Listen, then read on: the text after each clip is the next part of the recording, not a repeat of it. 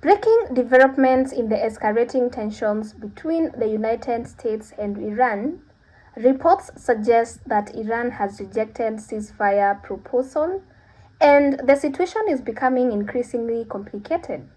But here is the bigger question. Why would a country reject a ceasefire offer? And what does it mean for global politics, oil prices, and the risk of a wider conflict? In today's video, we are breaking down what happened, why it matters, and what could happen next. Let's watch these clips and then I'll come back with more comments.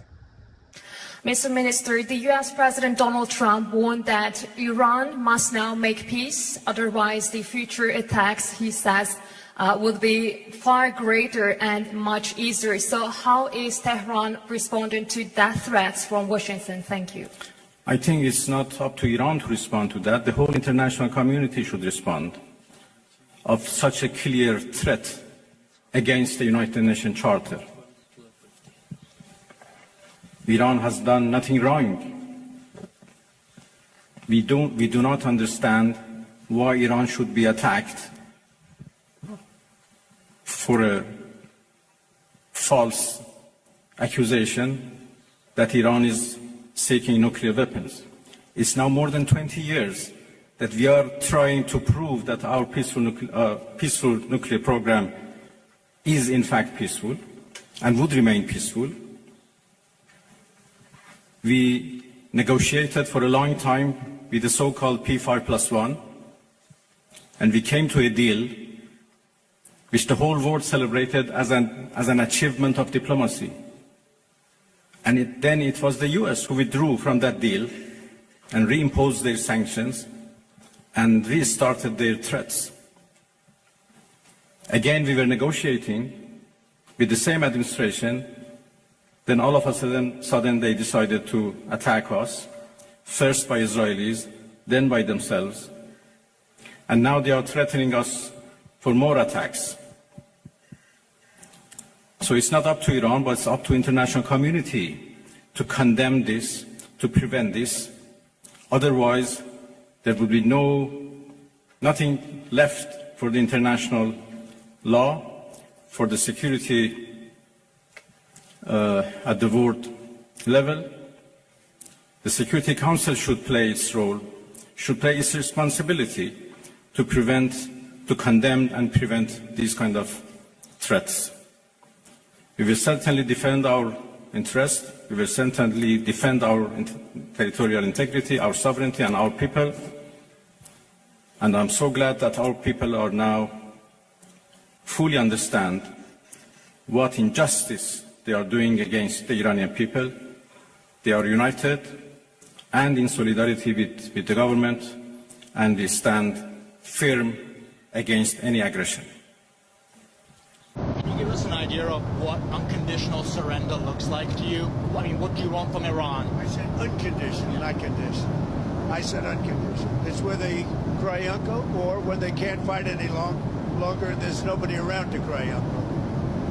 That could happen too, because we've wiped out their leadership numerous times already. So it's if they surrender, or if there is nobody around to surrender, but they're rendered useless in terms of military.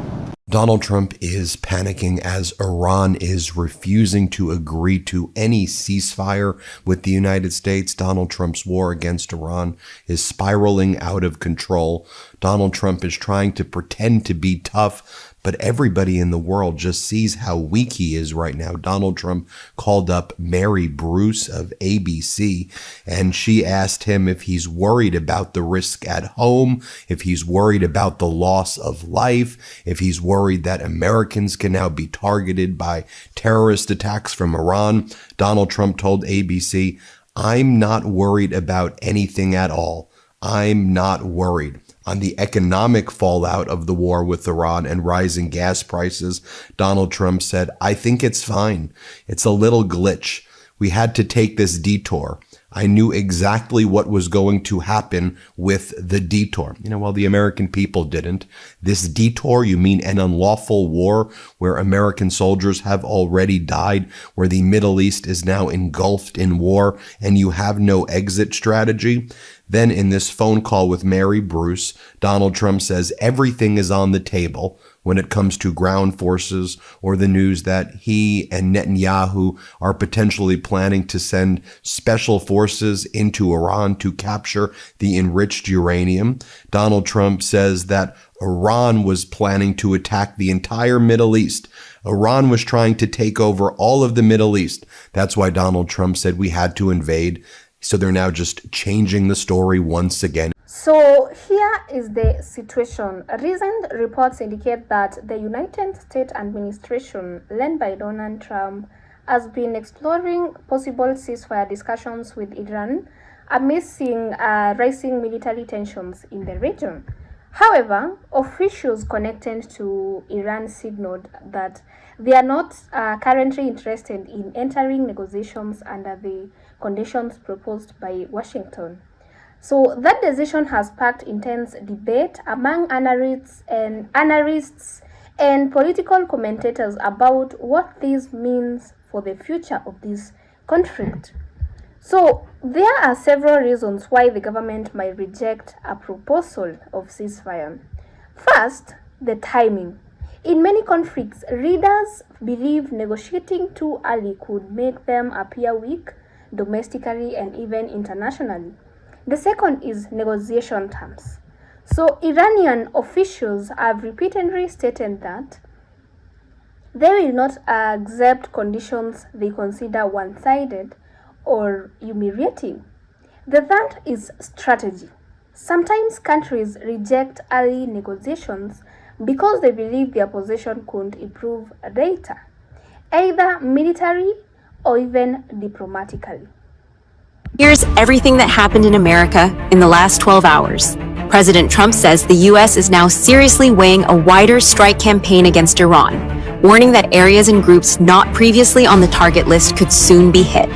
In response, Iranian President Masoud Pezeshkian said, America's demand for unconditional surrender is nothing more than a fantasy, while also apologizing to neighboring countries and saying Iran will stop targeting them unless attacks come from their territory or airspace.